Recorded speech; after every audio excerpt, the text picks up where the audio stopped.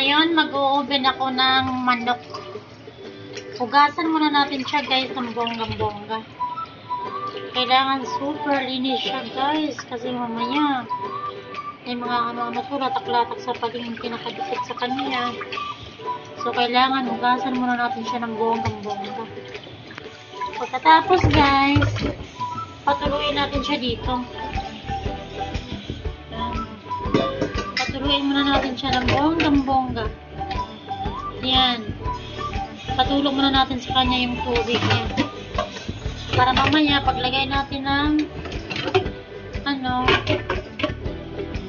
yan natin ng mga panlasa sa kanya, okay na siya.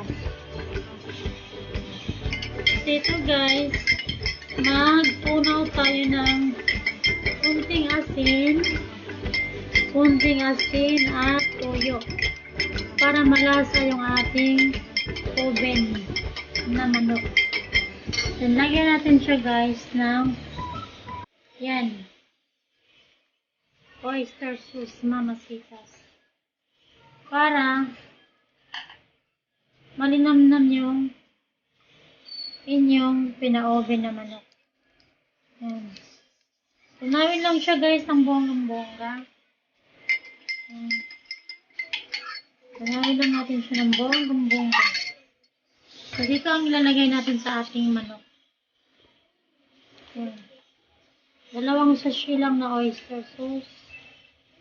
Yan.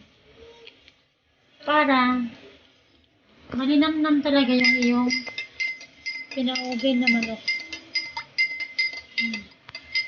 Tunawin natin siya ng bonggang-bongga. Tapos, meron tayong guys, tanglad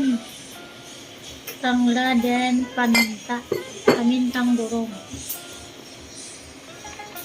So, ngayon, guys, ilalagay na natin ang ating pinunaw na asin at tuyo.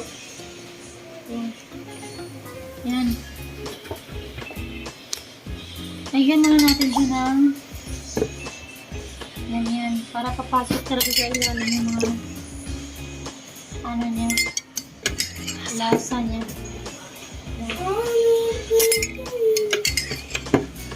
Bago nyo siya i-oven, yan, lamas-lamasin mo siya ng bonggang-bongga.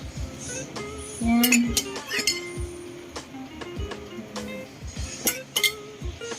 Kailangan talaga malasa ang ating inoving manok.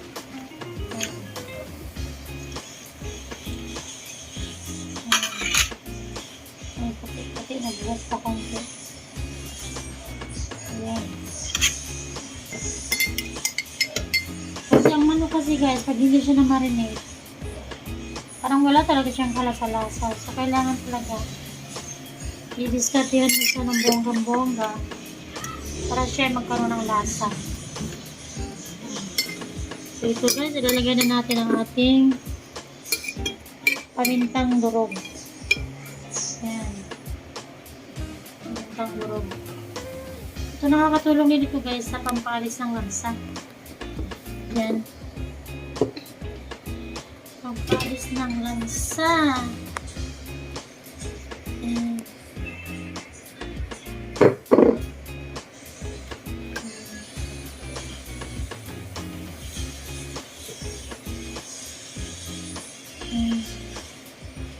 Lamas-lamasin lang natin ang bonggang-bongga.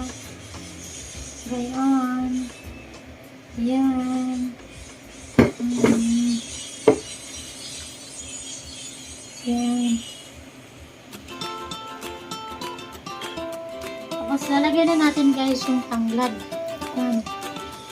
Itong tanglad, nakakatulong ito, guys, sa aroma.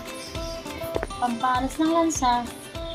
Then, magiging aroma yung iyong lechon manok. Lagyan din natin siya ng spring onion like this. Yan. Sukat, hatiin mo lang siya ng 3 guys. Ganyan. Malalaki. Kasi pasok mo siya sa ilalim ng bonggang-bongga. Yan.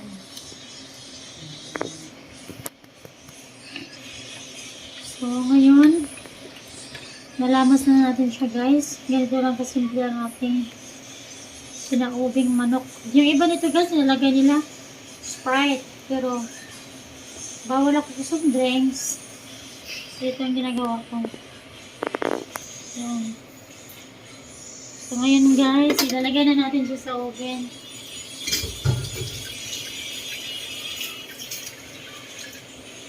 So, ngayon guys, ilalagay na natin siya sa oven. Yan. Ilalagay na natin siya ng bonggang-bongga. Yan. Yan. Ilalagay natin siya. So, antayin na natin guys after 45 minutes or 3 minutes. Maluluto na siya ng bonggang-bongga. Tingnan natin guys. Ang ating yan. Ano siya guys? Brown na brown na siya. Baliktad na natin siya ng bonggang-bongga. Para mano talaga sa ilalim. Yan. Yan. Ano siya guys? Init. Takpan muna natin siya guys ng bonggang-bongga. Antayin natin yung 45 minutes. Ating oven. Ayan na guys. Titingnan na natin siya ng bonggang-bongga.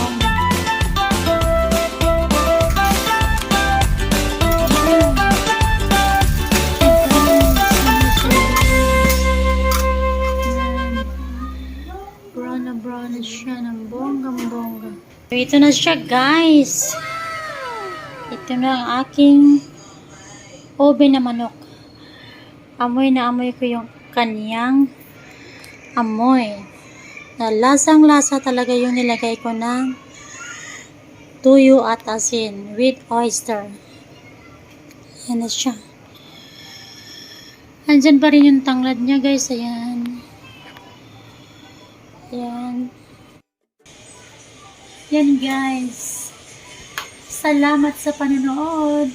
Kung bago pa lang kayo sa aking YouTube channel, please comment down below and like, subscribe my YouTube channel para kayo ay ma-notify sa aking mga bago video. Bye-bye!